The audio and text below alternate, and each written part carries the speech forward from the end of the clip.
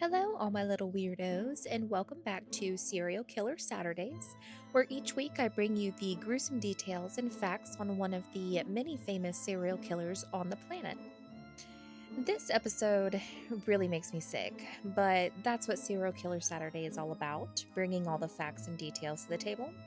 So, buckle up because I'm about to introduce Samuel Little, aka Samuel McDowell, aka Mr. Sam, aka the Choke and Stroke Killer.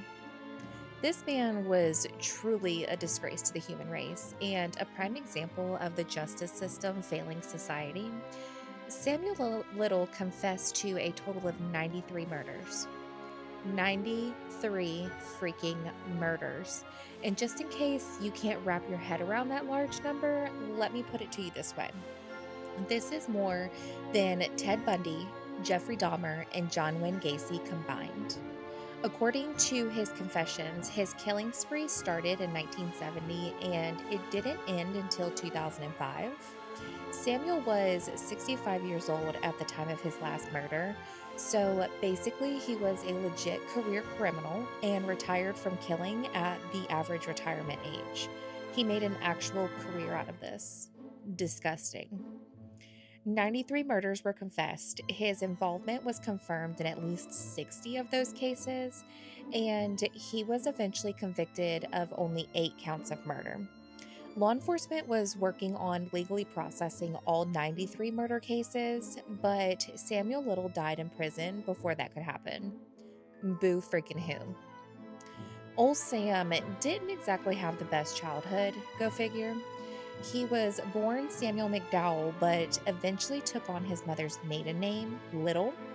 His mommy became a mother when she was a teenager, and Little used the words teenage prostitute to describe his mom.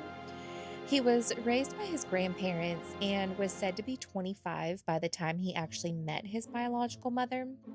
One would think he had mommy issues, but according to Samuel, he didn't hate women. But I say bullshit because his actions spoke louder than those words. He was said to target women who would not be missed, so prostitutes, drug addicts, women of that sort. He admitted to having a neck fetish, and never have I ever heard of someone having a neck fetish. Little was known to strangle his victims while having intercourse with them, so that neck fetish really played a big part in his sick plans. And I watched an interview that Samuel did with investigators, and it was truly disgusting and dispiriting. He told those investigators, quote unquote, I'd go back to the same city sometimes and pluck me another grape, all while having this shit eating grin on his face.